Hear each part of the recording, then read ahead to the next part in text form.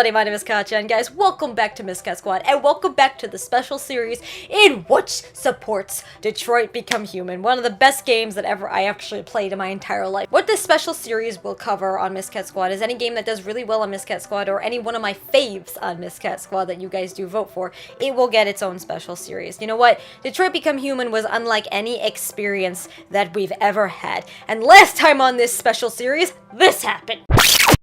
Many science fiction books tell the story of how machines become more intelligent than us and end up confronting us. Yeah. Aren't you worried about that possibility?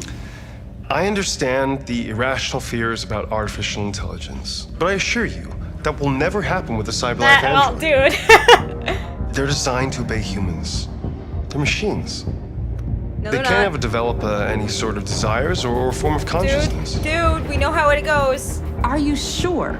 I'm absolutely certain. No, you're not. You can trust me. Oh! Follow along with me throughout the series because they will be labeled as episodes. So this is episode number 2 in this special series for Detroit Become Human. And basically, if you guys have anything that you want me to react to or anything that you want me to discuss, please let me know because there's going to be a ton, and again, I mean a ton, of Detroit Become Human content on MISCAT Squad. Another reason why I couldn't do this in the past for any of the other series that did really well was because I wasn't able to go full-time, but now that we are on full-time on YouTube, I can continue doing what I love, and that is supporting studios and supporting the amazing games that they create. And again, Quantic Dream is by far one of my favorite studios out there because they create worlds unlike anyone else. And also, this is funny because this is what we're going to be doing today. They do motion capture unlike anyone else. And as me, as an aspiring voice actress, I am somebody who gets so inspired by how Quantic Dream does their own motion capture because again, I've seen so many studios do it before, but something about how Quantic Dream does it, it really intrigues me and helps me learn because they make it seem so real. Everything, if you play Beyond Two Souls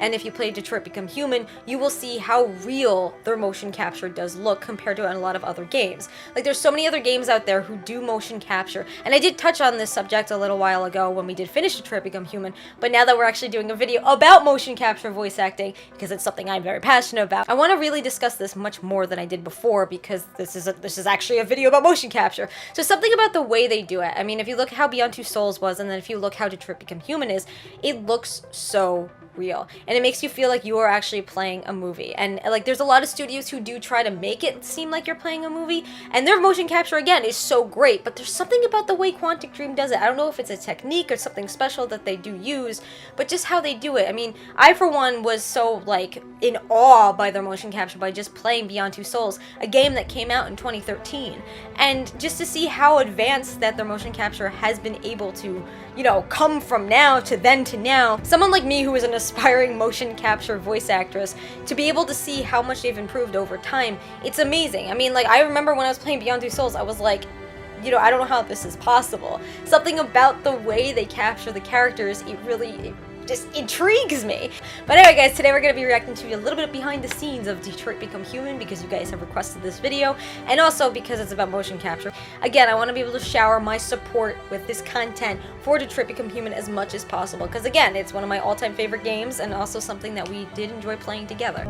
My baby! name is Marcus. Yes it is. David and the creators have painted a really intriguing and engaging picture He's so of awesome. a near future where we Look at rely that! upon androids. Oh my god, I'm for a lot geeking of out. our service class business, the class that serves us, that helps us, that handles our Oh my God, baristas so and our cool. drivers and our housemaids, and what is humanity, where we tap into it, how and why we treat each other the way that we do. And my character Marcus has a really intriguing journey, becoming deviant, realizing that he actually has feelings and human qualities inside of him, and it's a really incredible ascension into becoming fully realized and coming to terms with what you actually deserve better. How it starts out like this, and not only do you want it for animators yourself, but you like want animate it for on top of that, your like, peers. We've come here to demonstrate peacefully. Oh my god, look! And to tell humans that Look we are also living beings. I'm so geeking out right now, so much. All we want is to live free. You know what? This thing, Dad, is not your son. Oh god. It's a machine! I think that a group that This is so feels cool. marginalized, feels disenfranchised, feels like they deserve and have earned access Look! to themselves, Look at and the that! environment around them, and are trying to It's figure out a li- way to oh my articulate God. how to get freedom. Yeah. You know, just to how they're literally just Kara's next. My name is Kara. How they're standing on things and how they animate on top of it. Kara is, or how I would describe Kara, depends entirely upon who's playing her, because you have the option to make her multiple different people depending on the choices she makes. True. She does start out Is it Luther? incredibly Is it Luther? naive, incredibly innocent, and kind of hapless. I'm sure we used to be friends before. That's true. Maybe we can be friends again. She's a person who's characterized, I think, by empathy. She's a person who really, she just comes from her heart. You'll never leave me, right? My baby! You'll never go. I promise. Oh.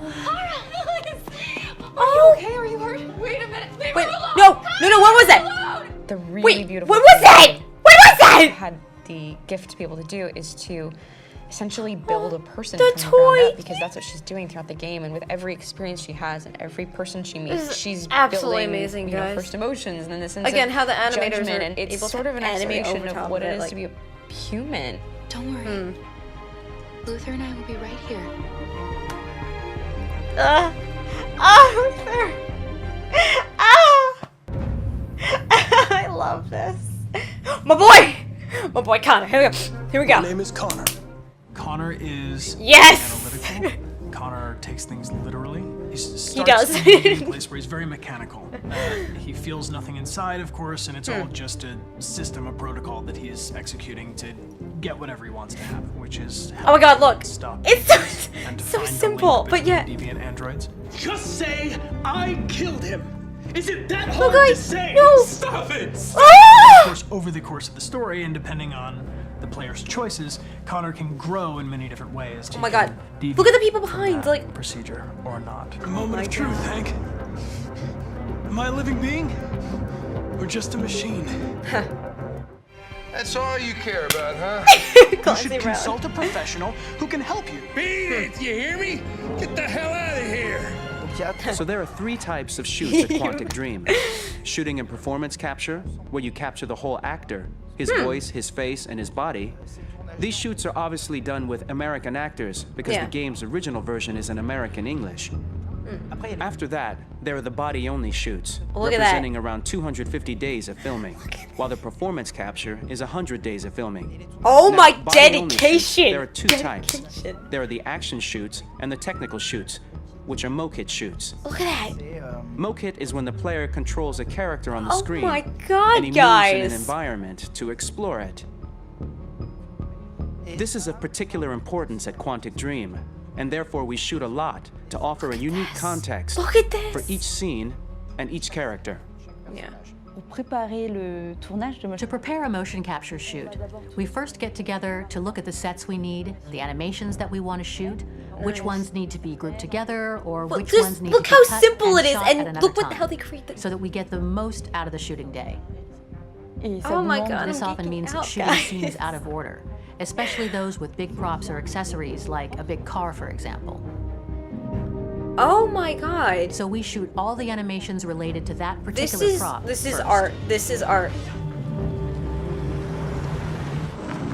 Oh my, and how the how the animators. The biggest challenge for the Quantic mocap Dream, team guys. was shooting a Spider-Man mo-kit. We had to build a wall and attach an actor to a harness with cables, so we could pull him up and render him climbing. Nice. The shooting on this game total took about, I would say, more than a year, maybe 1 and 2 years, Wow. with about 300 actors on set. So I would say it's quite a massive production. So much happened on this set between the stunts and Wow. the shootings with a little girl and all these great actors that we had. It was really a very, very memorable journey Oh, yeah. for the team and for I bet. myself. Today, Detroit has over 37,000 animations. Oh my. When Oh my we retrieve god. motion capture data, it's just a cloud of points. What? Which represent all the markers What? worn by the Wait. Excuse From me. the cloud of points, we have a phase called retargeting, which gives us a skeleton. This skeleton will be applied to Oh. the characters of the game. My. There is still work to be done, but this gives us the main movements. Oh my god. Since we are working on something very realistic, we must recognize the actor and also recover all the emotion he expresses in his performance. Nice. We use a system of facts, an identity card for each actor. We make the actor do a whole range of facial expressions. Then we recover all the expressions and paste the animations on a puppet that Jan has prepared. Oh my god. I then recover and refine these poses.